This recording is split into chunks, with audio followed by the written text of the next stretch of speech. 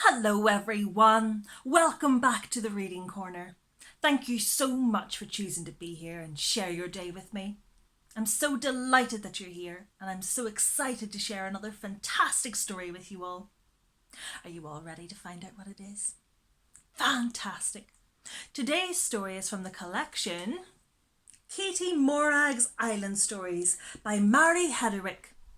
So many of you loved Katie Morag the last time we looked at this collection, and so many of you got in touch to specifically request the story that we'll be reading today. So I hope you enjoy. Today's story is Katie Morag and the Two Grandmothers.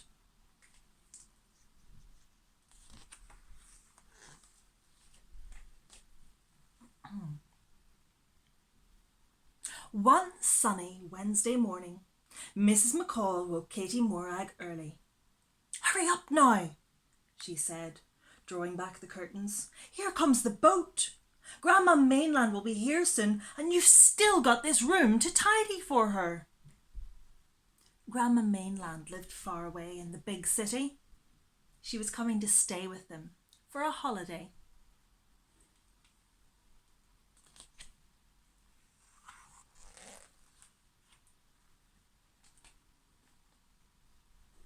Katie Morag went with her other grandmother, Granny Island, who lived just across the bay, to meet the boat. "My, you're still a smart wee Bobby Dazzler," said Neely Beg as he helped Grandma Mainland down. Granny Island revved the engine very loudly. Brum, brum, brum.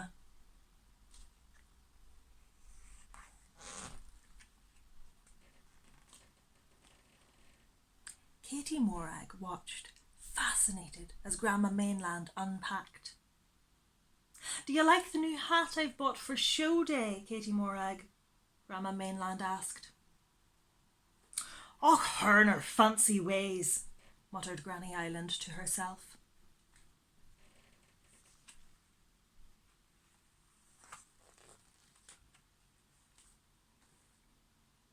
Show day was always a big event on the island of Stray.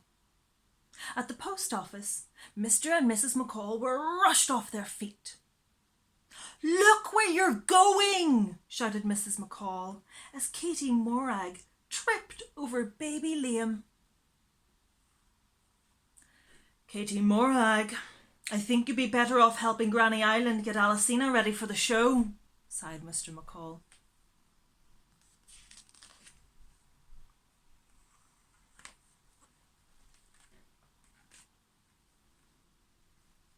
Alicina was Granny Island's prize sheep.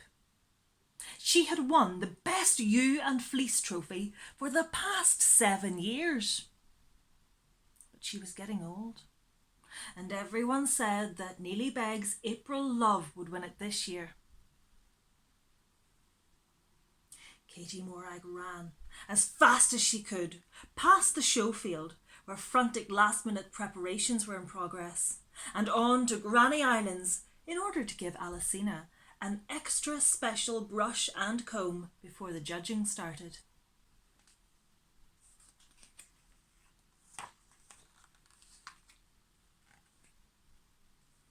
But when Katie Morag arrived at Granny Islands, Alicina was up to her horns in the boggy loch.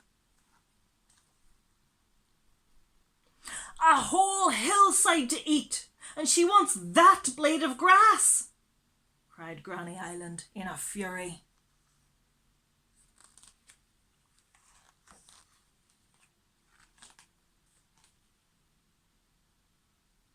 "Look at your fleece! And today of all days, you old devil!" ranted Granny Island when they eventually got Alicina out of the boggy loch. "We'll never get these peaty stains out in time for the show."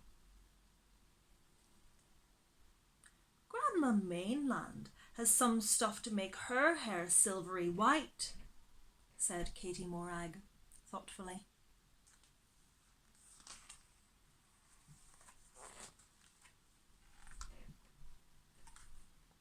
everyone looked in amazement as Granny Island's old tractor and trailer hurtled past the show field, heading for the post office.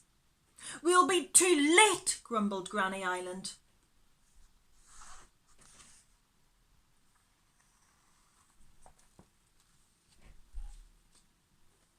Fortunately, no one was about when they got home, since Mrs. McCall would certainly not have approved of this. Or this.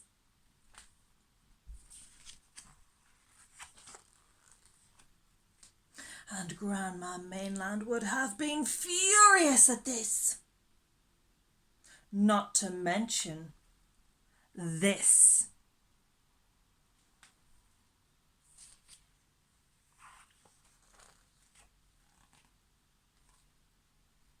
But all ended well.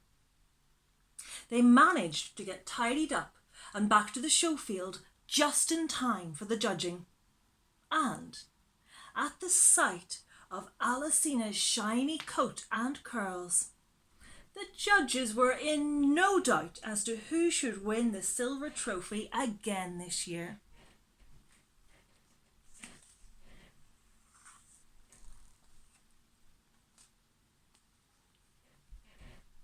That evening, there was a party at Granny Islands to celebrate. "My, but thon old Ewe is still some beauty for her age," said Neely Begg. "Just like yourself, Grandma Mainland. How do you do it?" "Oh, that's my secret," said wee Grandma Mainland, fluttering her eyelashes. Katie Morag and Granny Island smiled at each other. They knew some of the secret, but would never tell. And Granny Island never frowned at Grandma Mainland's fancy ways ever again. I wonder why. The end.